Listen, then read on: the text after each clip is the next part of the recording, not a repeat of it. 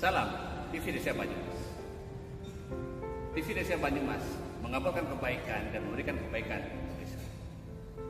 Bersama TV Desa Banyumas, kita akan sama-sama menelusuri, memberikan informasi dan memberikan liputan kegiatan yang berada di desa-desa, khususnya yang ada di desa Kabupaten Banyumas. Perlu kita ketahui bahwa sebuah desa adalah bagian terpenting bagaimana sebuah pembangunan negara kesatuan Republik Indonesia. Untuk itu, TV Desa Banyumas akan memberikan liputan khusus tentang perkembangan pembangunan desa di Kabupaten Banyumas. Bersama Imanuddin melaporkan.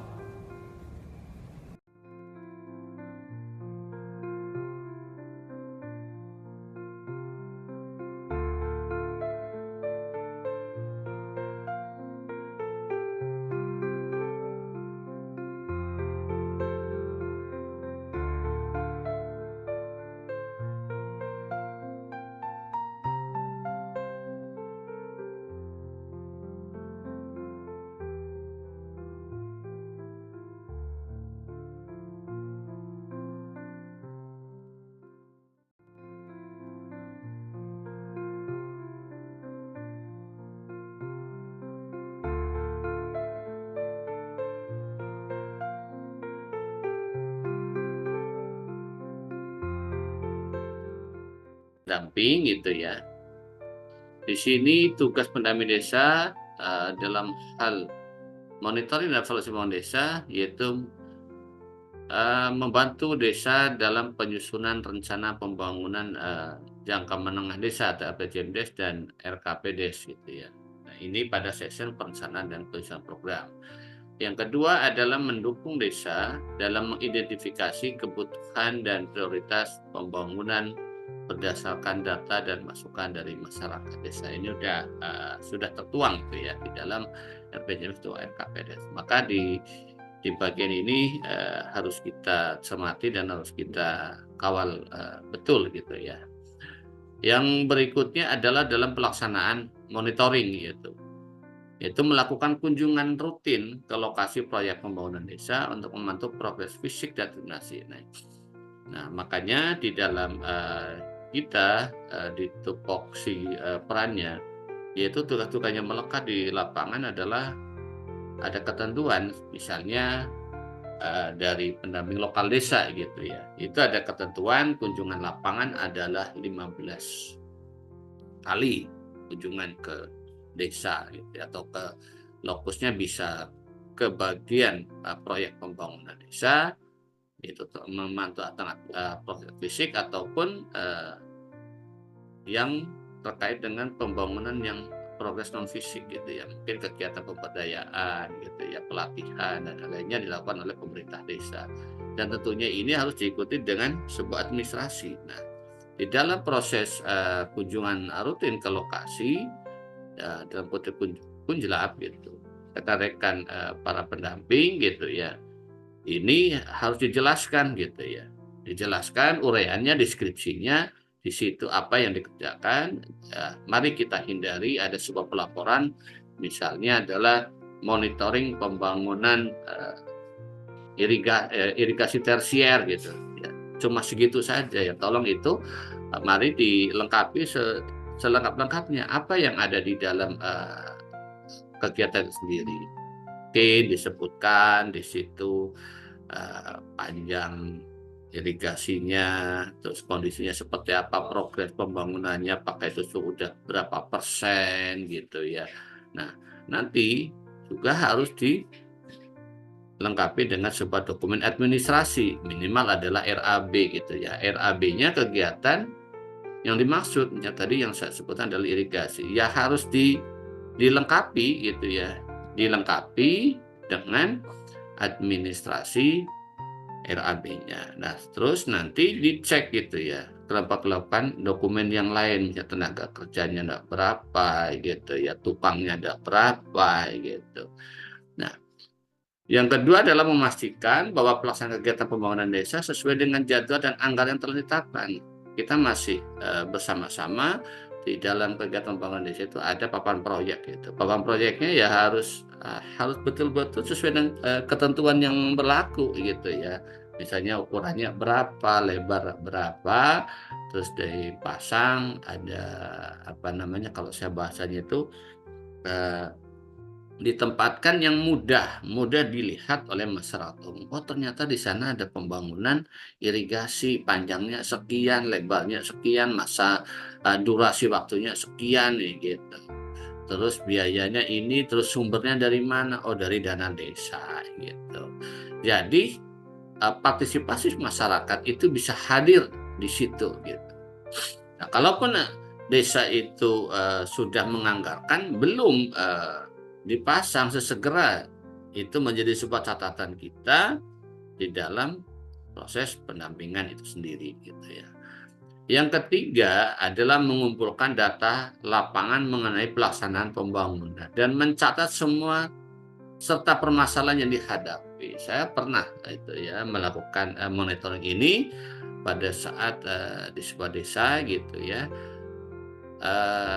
Itu saya datang, ini saya lihat saya bareng dengan PLD saya, yuk kita coba lihat kegiatan ini. Saya bawa gitu ya, saya izin Pak Kades saya mau turun gitu ya di kegiatan ini gitu. Nah, saya bawa, saya mohon minta RAB-nya gitu, saya cek gitu ya, minta ke desa RAB-nya, saya turun ke lokasi itu, saya dokumentasikan, ternyata ada beberapa temuan, contohnya papan proyeknya tidak dipasang sebagaimana mestinya, artinya itu susah itu ya. Masyarakat melihat ini adanya di mana gitu, nggak nggak kelihatan gitu. Ya udah kita foto, kita kronologiskan gitu ya. Terus saya cek udah berapa persen, saya ngobrol sama tenaga kerjanya, udah berapa hari gitu ya. Terus ongkosnya berapa gitu Pak harian gitu ya. Terus pembayaran bagaimana gitu. Itu kan hal-hal yang menarik bagi kita pada saat kunjungan lapangan nanti selesai saya laporkan kepada Pak Desa, Pak Kades, ini tadi saya selesai kunjungan lapangan, hasilnya seperti ini, bla bla bla bla gitu, 1, 2, 3. Nah, terus akhirnya apa namanya selesailah gitu. Nah, seperti itulah yang harus kita lakukan sehingga apa? Pada saat nanti Supradesa akan melakukan sebuah monitoring evaluasi, kita sudah bisa apa namanya memberikan hal-hal yang tadi yang memungkinkan nanti pada saat Monef itu menjadi bagian catatan oleh Binwas gitu. Selanjutnya adalah di evaluasi kegiatan pembangunan. Nah, di dalam evaluasi kegiatan pembangunan yaitu menyusun laporan evaluasi yang mencakup analisis kinerja, capaian, dan dampak dari kegiatan pembangunan. Nah, tentunya di sini apa namanya setiap para pendamping mungkin nanti bisa sharing gitu ya. Kalau tanya formatnya kayak apa gitu, nanti kita bisa sharing lah gitu ya. Karena ini menjadi media pembelajaran bagi kita dalam hal peningkatan kapasitas gitu ya. Yang kedua adalah mengidentifikasi keberhasilan dan kekurangan dalam pelaksanaan program pembangunan desa. Yang ketiga adalah memberikan rekomendasi perbaikan untuk kegiatan pembangunan yang selanjutnya yang merupakan lanjutan berdasarkan hasil evaluasi. Nah, berikutnya adalah pelaporan dan dokumentasi, yaitu membuat laporan monitoring dan evaluasi secara periodik ya. Mungkin kita sebagai pendamping dalam proses 1 bulan seperti apa, ataupun tahunan. Kan ada dalam dan menyampaikan kepada pemerintah desa serta pihak terkait lainnya. Kita kan harus punya gitu, karena kan mentor kita gitu ya di ahli TAPM kabupaten ataupun provinsi pasti akan turun melihat seperti apa sih gitu ya progresnya gitu ya.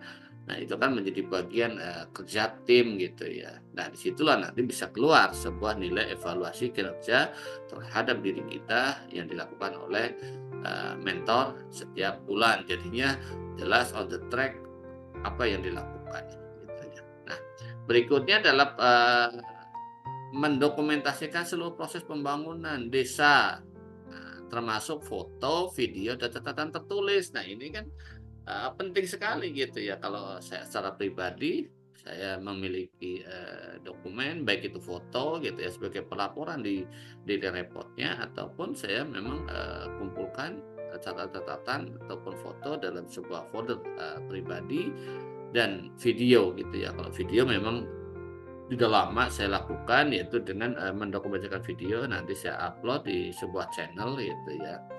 Di sini saya uploadkan di sebuah channel TV Desa Banyumas gitu ya. Karena di situ tertera gitu ya proses-proses yang saya lakukan, sehingga apapun hasilnya kita harus menguatkan apa yang dilakukan oleh desa gitu ya. Dan itu menjadi catatan bagi kita, oh ternyata kita sudah melakukan seperti ini gitu.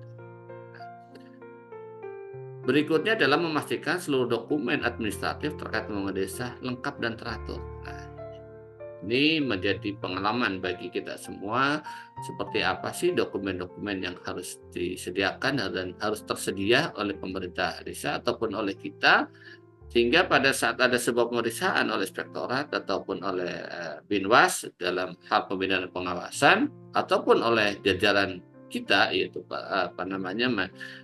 mentor gitu terhadap administrasi yang kita lakukan, terhadap proses monitoring ataupun kunjungan di lapangan. Jadinya enak gitu kan, ada sebuah laporan individu gitu. Selanjutnya adalah pada bagian pendampingan teknis gitu ya. Ini kan sangat menarik gitu ya. Di dalam pendampingan teknis adalah memberikan bimbingan teknis kepada pemerintah desa dan masyarakat terkait pelaksanaan proyek pembangunan. Gitu. Ya diantaranya kan kalau kapan Kades atau kapan Sekdes gitu, siapa TPK-nya gitu, kapan itu mau dilaksanakan kegiatan itu. Kita harus berinisiatif untuk aktif gitu ya. Jangan kita diam gitu, ya tanya lah gitu. Pak, ini bulan apa dana desanya udah turun belum? Sudah gitu. Apa aja yang mau dilakukan oleh desa gitu. Oh iya ini jadwalnya Pak, belum papan proyeknya belum terpasang. Persiapannya apa saja yang dilakukan. Nah, itu kan menjadi dinamika yang asik sebetulnya gitu ya. Nah, kedua adalah membantu dalam penyusunan dan pengelolaan dokumen pengadaan barang dan jasa. Nah, kemarin kita sudah mendapatkan rekan kita gitu ya di dalam cakap adalah bagaimana proses pengadaan barang dan jasa di desa. Gitu. Yang ketiga adalah mendukung dalam penyusunan laporan keuangan dan surat pertanggungjawaban KTP yang sudah ketentuan. Mendukung dalam penyusunan. Nah, misalnya kan kalau kita gitu, kita nggak bisa lepas itu ya dari hal-hal seperti ini tentang penyusunan pertanggungjawaban SPJ. Contoh misalnya, aduh kemarin saya lupa ini menyusun SPJ kemarin nggak ada foto gitu. Nah, biasa oh iya Bu, ini saya punya fotonya gitu, yang katanya kemarin gitu. Nah, kita kasihkan itu dalam proses dalam mendukung gitu. Misalnya, oh ini kita cek dulu Bu, ini untuk maju kan SPP ada 2 gitu kan, SPP definitif sama panjang gitu. Nah, biasanya kalau SPJ definitif tentunya sudah lengkap sampai ke SPJ. Oh Bu, ini kurang, ini belum dibayar pajaknya gitu. Tolong dilengkapin dulu deh. Nah, seperti itulah peran kita di dalam pendampingan teknis atau lain. Yang berikutnya adalah penguatan kapasitas desa, yaitu melaksanakan pelatihan dan workshop untuk meningkatkan kapasitas aparatur desa dan masyarakat dalam bidang perencanaan pelaksanaan dan evaluasi pembangunan. Nah, sini kan sangat penting sekali. Biasanya kalau saya lakukan di awal tahun gitu ya, membuka gitu strategi apa di tahun ini ke depan dalam 12 bulan itu pekerjaan apa sih yang harus kita segera. Nah, biasanya kan kita ada di desa itu kan tersedia belanja itu di dalam silpa ya, di pembiayaan itu kan bisa di awal-awal itu bisa untuk segera terbelanjakan kan. Nah, begitu juga dengan apa yang menjadi sebuah strategi dari kepala desa gitu, walaupun sudah tersusun RAK-nya, tetap kita harus mengawal gitu ya. Yang kedua adalah mendorong partisipasi aktif masyarakat dalam setiap tahap pembangunan desa. Nah, ini udah kita sambil gitu ya mendampingi gitu pemerintah desa gitu juga terhadap masyarakatnya gitu. Berikutnya adalah koordinasi dan komunikasi, yaitu membangun komunikasi yang efektif dengan pemerintah desa, masyarakat dan pihak terkait lainnya untuk memastikan pelaksanaan pembangunan yang transparan dan akuntabel. Kita sebagai pendamping tentunya harus piawai gitu ya, bagaimana kita harus berkomunikasi dengan masyarakat gitu. Tidak hanya kita full time gitu ya di dalam proses pendampingan kita di kantor desa terus gitu ya. Ya, kita bisa lah gitu. Ini ada kelompok masyarakat, misalnya dalam lembaga ke PPD, Karang Taruna, ke PKK, kelompok tani, gitu ya, KWT. Nah, itu harus harus seperti itu gitu. Mungkin ada kelompok yang lain. Ada. Yang kedua adalah menjadi penghubung antara desa dengan pihak kecamatan, kabupaten, dan lembaga lainnya dalam hal informasi dan koordinasi program pembangunan. Nah, ini menarik sekali ini ya. Kita sebagai pendamping itu tadi harus mewujudkan antara ini adalah bagian dari pentahelik pembangunan. Itu adalah Pak ada good government-nya itu ini kecamatan, kabupaten ataupun lembaga lainnya. Nah, tentunya di sini kan apalagi dalam proses penyusunan sekarang lagi nyusun RKPD gitu ya di tahun 2005. Maka dokumen-dokumen seperti adalah Renstra gitu, Renstranya pemerintah daerah di tahun 2005 itu seperti apa gitu ya. Dan kita harus ada sebuah pencermatan terhadap RPJMDes-nya gitu ya. Agar apa? Tidak keliru dalam hal-hal yang menjadi poin di dalam pembangunan di tahun yang akan datang. Berikutnya adalah dalam hal pengawasan dan pengendalian gitu ya. Nah, dalam ini adalah mengawasi penggunaan dana desa agar tepat sasaran dan tidak terjadi penyimpangan. Nah, kita punya kewajiban adalah mengisi dashboard monitoring dan evaluasi tentang penggunaan dana desa. Kita menjadi bagian ke arah situ. Kalau kitanya pada saat kita turun ke desa gitu ya tidak memiliki dokumen-dokumen yang lengkap, maka tentunya akan merugikan pada saat kita kunjungan lapangan. Yang kedua adalah mengidentifikasi resiko dan masalah yang mungkin timbul dalam pelaksanaan pembangunan serta mencari solusi untuk mengatasinya. Nah, ini kan menarik ya. Nah, karena biasanya kalau kita seringnya adalah oh ini salah, ini keliru gitu. Tetapi pada saat itu terus yang salah dan keliru solusinya gimana? Nah, ya kita harus siap-siap gitu kan.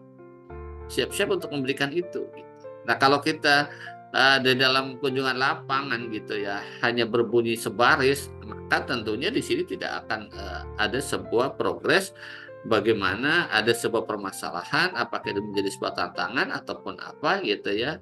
Jika nanti pemerintah desa tadi ya bisa terjadi suatu permasalahan gitu ya di kemudian hari gitu. Tentunya itu harus dihindari oleh kita. Gitu.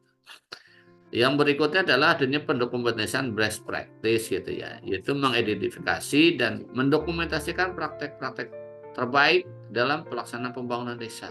Nah, kadang-kadang kan oh iya kalau alatnya caranya seperti ini gitu. Misalnya harus ada sebuah pemaparan gitu ya.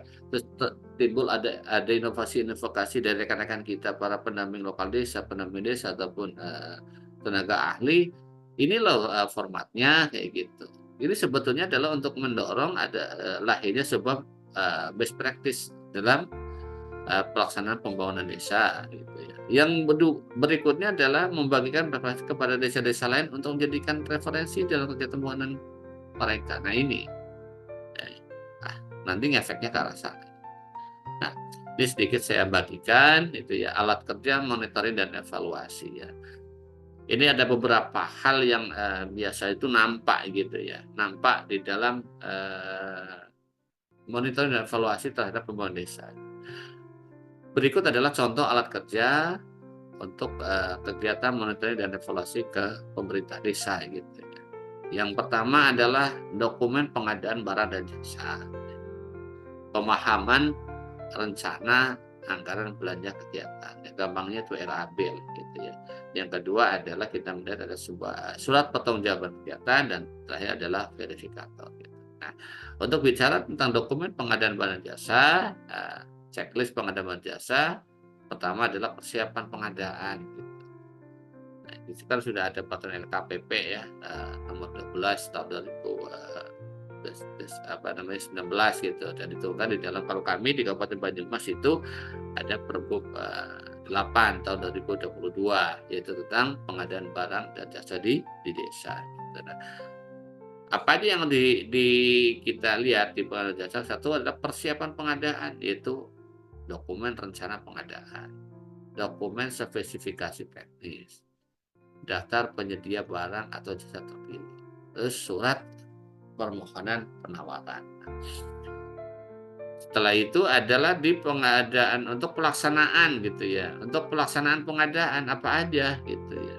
Dokumen penawaran penyedia barang atau jasa, berita acara evaluasi penawaran, berita acara negosiasi harga, dan terakhir ada surat berita kerja atau SPK. Tahap selanjutnya adanya penerimaan dokumen untuk penerimaan barang jasa, yaitu berita acara penerimaan barang atau jasa, berita acara serah terima barang jasa, dan tentunya ada namanya faktur pembelian gitu ya. Nah, selanjutnya adalah untuk sedikit pemahaman tentang hal yang kedua, yaitu rencana anggaran belanja. Nah, evaluasinya ya kita harus buat. Ini tidak ada format yang baku ya. Saya hanya berbagi. Contohnya adalah evaluasi nama, yaitu nama kegiatannya apa, atau anggaran berapa. Nah, komponen di RAB misal gitu ya, bahan dan material, tenaga kerja, peralatan, lain-lain, anggaran awal anggarannya berapa, terus realisasinya berapa gitu ya, terus ada selisih enggak, kalau ada silakan berikan sebuah catatan. Nah, ini kan bagian kita mendokumentasikan hasil kerja, hasil daripada kita melakukan sebuah monitoring gitu ya, dan ini harus diberitahukan kepada pemerintah desa, kepada kepala desa ini loh. Nah, bila mana perlu nanti bisa digelar dengan TPK. TPK ini ini hasilnya kayak gini loh, tadi saya turun ya gitu. Jadinya enak ya, on the track gitu ya. Ada data, kita bisa bicara. Dan tentunya bila ada sesuatu hal, kita bisa memberikan solusinya. Untuk surat pertanggungjawaban kegiatan, nah format surat pertanggungjawaban SPJ kegiatan, ya ini covernya gitu ya, covernya headernya itu ada pemerintah desa, kecamatan, kabupaten, nomor gitu, tanggal gitu. Nah, diisi suratnya gitu ya, judul kegiatan, tanggal pelaksanaan, tempat pelaksanaan, pihak yang terlibat, nama, jabatan, rincian pengeluaran, deskripsi gitu ya, terus jumlahnya berapa, terus jumlah total pengeluaran. Berikutnya adalah untuk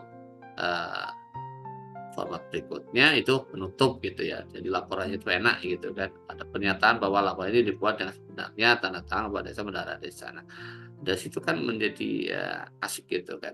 Nah, untuk verifikator ya, nah ini dalam hal biasanya kan kalau SPJ ataupun secara dokumen tertentu dalam pencairan kan ada ini ya, ada dokumen tertentu. Maka kita membantu desa dalam hal kegiatan verifikasi itu adalah sebelum itu diajukan ataupun sebelum didatangani dengan ketentuan gitu ya.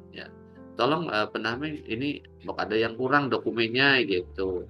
Untuk apa? Untuk kelengkapan dokumen, misalnya pencairan untuk SPP maju, SPP definitif gitu ya. Ini sudah selesai, coba tolong bisa ini enggak tolong itu TPK-nya dibantu. Itu kan kita biasa seperti itu kan. Karena kerja-kerja kita memang mendampingi desa. Gitu. Tentunya adalah sesuai dengan tupoksi perannya. Nanti oh iya ini harus seperti ini, TPK ditata, dokumennya ini gitu. Pertama adalah pengumpulan dokumen, yaitu dokumen RAB, dokumen pelaksana kegiatan, dokumen SPJ, proses verifikasi siapa, tanggal verifikasi, hasil verifikasi, evaluasi kegiatan, aspek yang dievaluasi, hasil evaluasi, rekomendasi. Laporan hasil verifikasi yaitu judul laporan, tanggal laporan, isi laporan, dari hasil verifikasi, catatan temuan, rekomendasi tindak perbaikan, dan tentunya nanti ditutupi dengan yang bertanggung jawab yaitu tanda tangan verifikator dan kepala desa. Dan terakhir saya ucapkan terima kasih karena alat kerja ini dapat disesuaikan dan kebutuhan spesifik pendamping desa, pemerintah desa dan kecamatan terkait dalam proses monitoring dan evaluasi. Terima kasih. Semoga apa yang tadi saya sampaikan menjadi awal ataupun menjadi guidance di dalam kita melakukan tupoksi perannya sebagai pendamping ataupun mungkin BPD gitu ya. Kalau BPD sendiri itu kan ada sebuah alat gitu ya di dalam Permendagri 73 tahun 2020 itu bisa dikembangkan gitu ya, bisa nanti pendamping itu sama-sama mendampingi daripada ke BPD gitu. Mungkin BPD tanya gitu, ini kalau kayak gini gimana gitu ya. Tentunya kita harus berbanyak-banyaklah berliterasi gitu. Terima kasih. Mungkin ada beberapa hal yang akan disampaikan oleh rekan-rekan kita yang ada di Zoom pagi hari ini. Saya persilahkan. Sini ada beberapa rekan saya yang hadir dari Pak Asrori, Pak Nurdin, Pak Mursid gitu ya. Dan sambil kita menunggu beliau Pak Ivanovic hadir di sini, saya persilakan mungkin ada yang akan memberikan tanggapan atau merespon terhadap apa yang tadi saya sampaikan. Oke, Mas Arif, insya Allah nanti saya sharekan gitu ya. Nah, okay. Di sini ada rekan saya juga dari Pak Panudi sebagai host, juga dari Pak Basrudin dan Mbak Adit. Saya persilakan yang mau resen, mangga.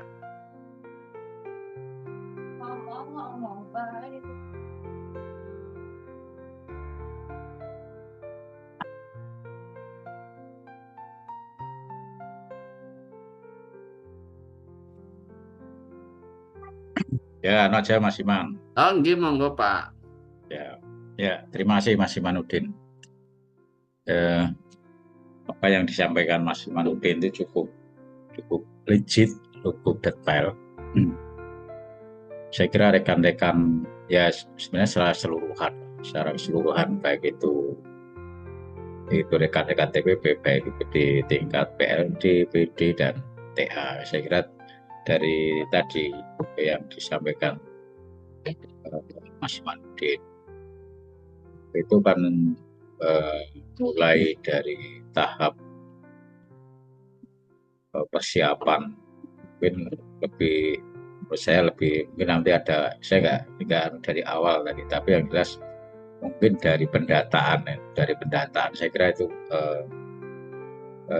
nanti perlu lebih detailkan, tapi saya kira itu kami apresiasi pada Mas Imanudin itu sampai pendataan, kemudian perencanaan, kemudian persiapan pelaksanaan sampai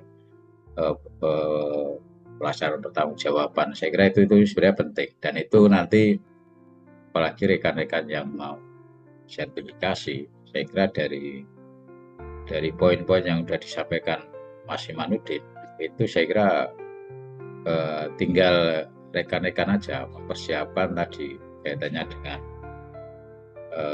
dokumennya, kemudian kronologisnya, itu yang perluan atau narasinya itu. Saya kira itu bagian dari potret kalau rekan-rekan itu sudah melakukan kegiatan-kegiatan itu. Ini menurut saya yang sangat penting, tapi perlu dipahami betul sampai konten di dalamnya. Karena kalau enggak nanti ketika jenengan yang akan ikut sertifikasi, mungkin kalau yang sertifikasi asesornya itu cukup jeli, saya kira dia akan menggali lebih dalam. Tapi dari segi katakanlah tahapan apa saja yang harus dipersiapkan, apa yang harus diisi, itu juga cukup lengkap gitu. Dan itu saya kira baik untuk rekan-rekan semuanya ketika nanti akan melakukan pendampingan itu akan mempersiapkan yang cukup matang, mulai dari seandainya dengan mau pendampingan pendataan, berarti kan apa-apa saja yang harus dipersiapkan. Kemudian titik kritisnya di mana, dan setelah tahu titik kritisnya permasalahan, kira-kira seperti apa langkah solusinya yang itu bermanfaat nanti untuk rekan-rekan semuanya. Untuk nanti ya rekan-rekan yang akan menindaklanjuti kaitannya dengan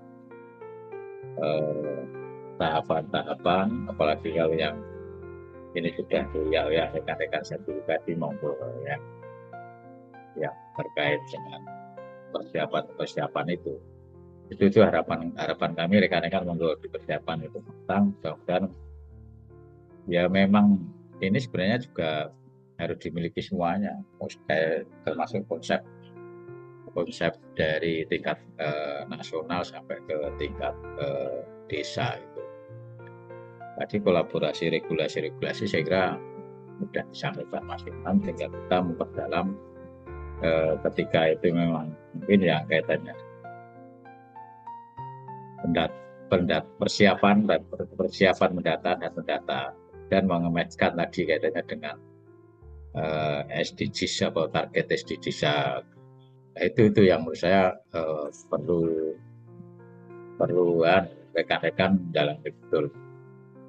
Dan nanti yang kemarin disampaikan Butong, saya kira itu juga bagian, kalau teman-teman Mas Iman tadi secara global, secara keseluruhan, tempatnya Caitong kemarin menggali secara kualitatif sampai akar permasalahan dan apa yang harus dilakukan ketika sudah jadi sebuah akar permasalahan itu, dan itu masuk ke rencana tindak lanjut yang kaitan dengan kebijakan desa, kebijakan pemerintah daerah itu saya kira ini Mas Iman dan kemarin Caitong, saya kira itu bisa dikolaborasikan. Tinggal rekan-rekan nanti ini yang sebagai pencerahan kita semuanya. Itu Cak Itong, itu Mas Iman yang menurut saya ini perlu pemahaman rekan-rekan semuanya, dan itu harapan kami juga rekan-rekan menindaklanjuti di lapangan. Saya yakin ya memang kita harus banyak belajar. Itu tidak boleh berhenti belajar dari manapun, tidak harus belajar dari masyarakat juga, istilahnya belanja masalah, mendengarkan keluhan, itu juga bagian dari belajar. Karena apa, ketika itu nanti akan berpikir bagaimana solusinya, walaupun katakanlah tidak harus kita yang memberikan solusi. Di forum-forum forum pertemuan apapun itu akan memberikan solusi. Menarik, saya yakin menarik ketika tadi yang disampaikan Mas Iman itu secara runtut semuanya. Kemudian Caitong itu menukik ke dalam, mudah-mudahan itu nanti bisa menjadikan pengingat kita, merefresh kita dalam melakukan pendampingan. Itu Mas Iman. Saya kira Mas Iman juga mau promosi ya, saya doakan aja lah. Mau promosi KM ya, mudah-mudahan. Apa sudah clear Mas Iman? Alhamdulillah Pak D, makasih ya. seluruh rekan-rekan kerabat desa, dan udah selesai tahapannya, tinggal nunggu hasilnya Pak D. Karena kemarin 1 hari wawancara dan diskusi kelompok atau FGD. Saya juga terima kasih atas diberikan kesempatan dan waktunya untuk ikut mengikuti seleksi promo di TPP tahun 2022 untuk posisi TAPM. Gitu Pak D. Ya, terima kasih Mas Iman, apresiasi. Monggo reisi Pak Tatang atau Bang Tatang udah present. Silakan. Terima kasih. Silakan Pak D. Silakan Pak Tata Nurdian untuk bisa presennya udah disampaikan. Silakan Pak Tatang. Assalamualaikum warahmatullahi wabarakatuh. Waalaikumsalam warahmatullahi wabarakatuh. Silakan Om Tatang. Ya, terima kasih Pak Iman. Saya mau berbagi pengalaman keinginan terkait dengan materi kami tadi. Itu sangat betul bagi saya, benar-benar terjadi pada saat saya ikut sertifikasi. tahun 2023 kemarin. Nah, karena dari Kabupaten Sanggau itu untuk PLJ itu ada 6 awalnya itu 6. Nah, di tengah perjalanan ada gugur 2, sisanya 4. Nah, jadi 4 orang inilah kami ikut sertifikasi. Nah, pada saat saya sertifikasi masuk ruangan asesor, nah di situ saya flashback dulu ke belakang. Nah, di antara teman-teman yang 4 tadi, rupanya saya saja yang betul-betul komplit dan siap. Nah, karena saya berpikir dari awal yang namanya sertifikasi pasti kita harus menyiapkan dokumen, ya kan, dalam bentuk portofolio. Nah, jadi saya ingat betul apa yang dipesankan ya seperti Kang Iman dan kawan-kawan semua yang berada di Zoom meeting setiap pagi kan. Nah, jadi sebelumnya memang saya siapkan. Jadi saya berangkat itu tidak tangan kosong lah istilahnya itu. Jadi saya memang sudah membuat dokumen portofolionya itu lengkap. Jadi satu bundel berbentuk buku. Nah, ternyata betul begitu datang kan dicek juga sama teman-teman TA provinsi kan. Kita mana dokumennya? Nah, itu cerita saya itu. Begitu ditanya semua kawan-kawan yang datang, yang semua ikut sertifikasi, ternyata mereka belum. Tapi ada yang sudah menyiapkan berbentuk file di flash disk. Nah, singkatnya dari semua teman-teman itu, yang betul-betul lengkap itu hanya saya. Bayangkan, dari satu kabupatennya cuma saya di antara 12 kabupaten, juga hanya saya yang betul-betul kelihatan dokumennya yang dibawa. Artinya persiapan fullnya memang, tapi itu pun belum cukup. Ternyata saya pun masih ada kekeliruan, Iman. Nah, ya salah satunya kekeliruan pas saya masuk bagian saya yang menghadap asesor pada saat itu. Nah, di situ saya ditanyakan, karena saya di UK-nya itu kan menyampaikan unit kompetensinya memfasilitasi pengadaan barang dan jasa di desa. Nah, karena kami juga punya Pergub, Iman, turunan dari waktu 2013 kan kita masih pakai LKPP nomor 12 tahun 2019 ya. Nah, kemudian kami ini ada tindak lanjutnya itu Pergub nomor 21. Nah, jadi saya salah persepsikan Kang Iman pada saat itu.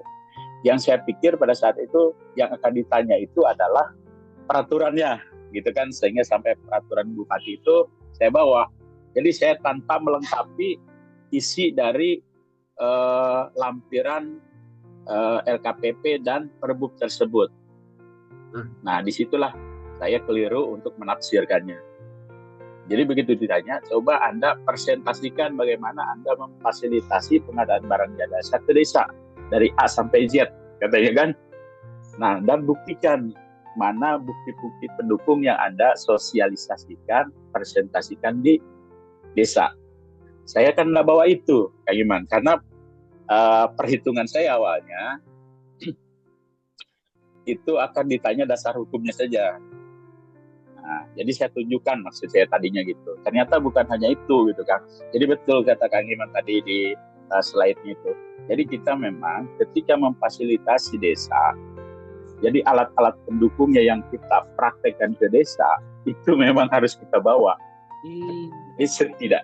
Setidaknya ketika nanti kita ikut sertifikasi ya memang kalau memang itu jadi UK-nya itu nanti kita harus presentasikan kembali. Nah, supaya kita mungkin nantinya ketika kita sudah lulus kompeten, ya itulah keahlian kita dalam melaksanakan tugas sebagai pendamping desa, memberdayakan masyarakat desa kan. Seperti itu Kang Iman. Jadi memang penting kita memahami tugas pendamping desa dalam melaksanakan tusinya di desa. yaitu mensosialisasikan misalkan tadi penyusunan RKP, perencanaan, regulasinya dan terjemahan regulasinya, plus tali alat teknisnya, teknis kerjanya. Nah, jadi semua lampiran dokumen-dokumennya itu memang kita harus siapkan juga. Dan memang itu juga kita nanti harus narasikan di dalam DRP supaya nanti ketika kita mau uji kompetensi memang sudah mudah, Kang Iman. Jadi itulah pengalaman kemarin saya yang memang betul-betul sangat berharga. Ternyata persiapan yang bayangan saya persiapan yang sudah matang pun ternyata masih ada yang kurang gitu kan. Artinya forum kita ini bagi saya pribadi jujur mengakui sangat bermanfaat. Karena tindak lanjutnya juga nanti kita bisa dirasakan manfaatnya oleh desa. Apa yang kita bicarakan di setiap pagi, kemudian kita pahami. Nah, kalau saya begitu turun ke desa tuh ingat gitu kan, oh ini tugas saya harus disampaikan sampai detail gitu kan. Nah, itu yang saya bawa. Nah, itulah Kang Iman yang saya dapatkan pengalaman saya pribadi sebagai TPP selama kurang lebih 6 tahun jalan kayak gini. Nah, terima kasih juga buat teman-teman semua yang ada di sarapan SDGs, ruang CKP SDGs gitu kan. Jadi sangat berarti bagi saya. Begitu mungkin Kang Iman sebagai sharing pengalaman dari seorang TPP Kabupaten Sanggau.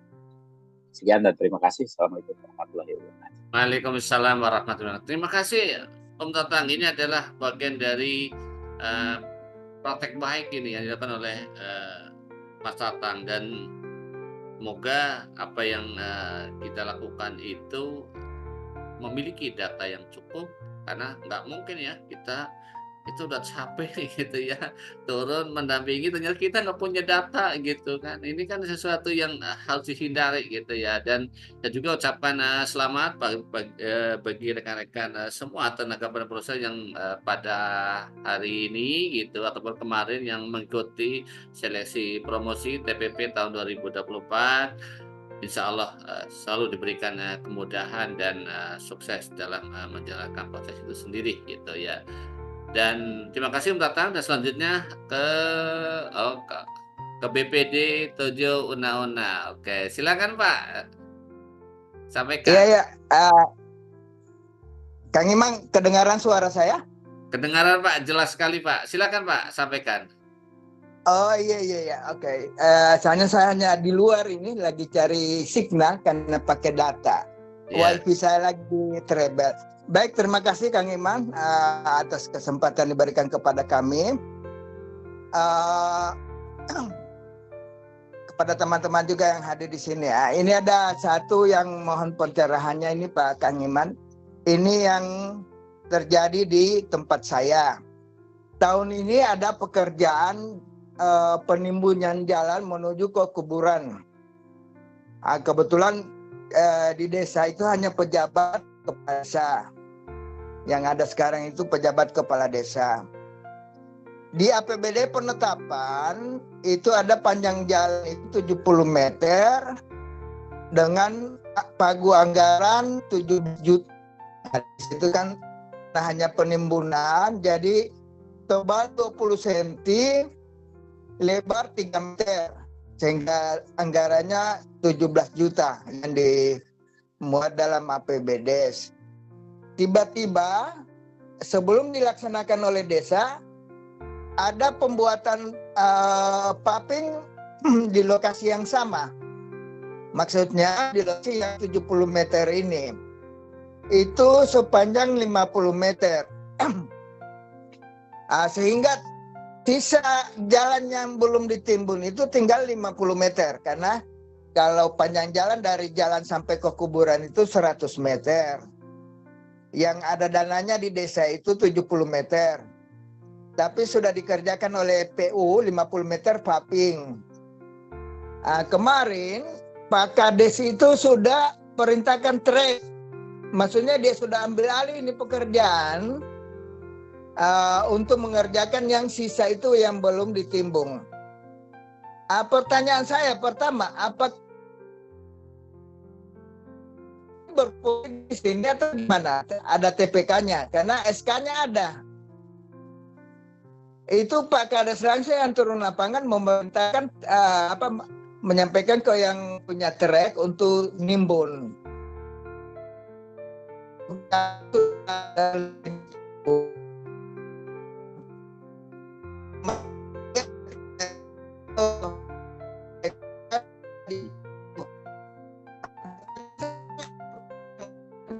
Oke, terima kasih Pak BPD.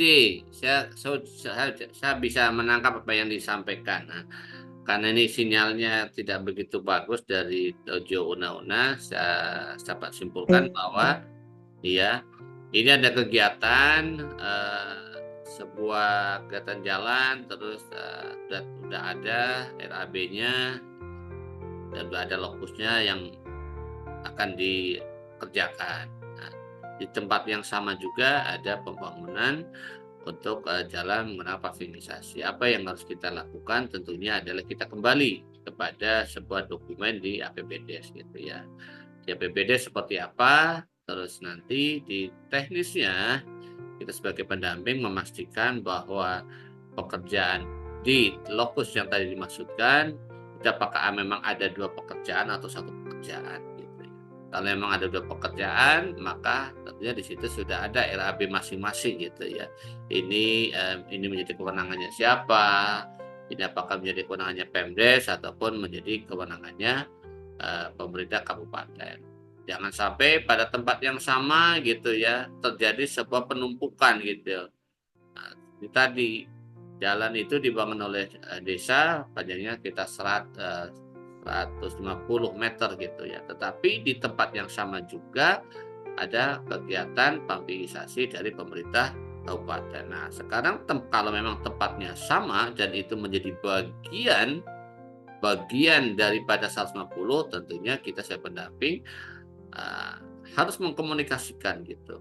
Ini kegiatannya yang benar yang mana gitu kan. Kalau sesuai dengan ketentuan seperti ini gitu. Jangan sampai nanti ada double kegiatan, double anggaran pada lokusnya sama dan beririsan gitu kan. Itu kan nggak boleh gitu ya. Karena kalau terjadi seperti itu, jalan itu menjadi kewenangannya siapa gitu ya. Dalam hak pengampuannya gitu. Apakah menjadi pengampuan dari pemerintah desa ataupun pemerintah kabupaten. Dan kita sekali lagi sebagai pendamping harus memastikan gitu kan, memastikan bahwa kegiatan tersebut benar gitu ya dan sesuai dengan di APBDes gitu. Jangan sampai nanti kembali lagi tiba-tiba tadi diambil alih lagi gitu.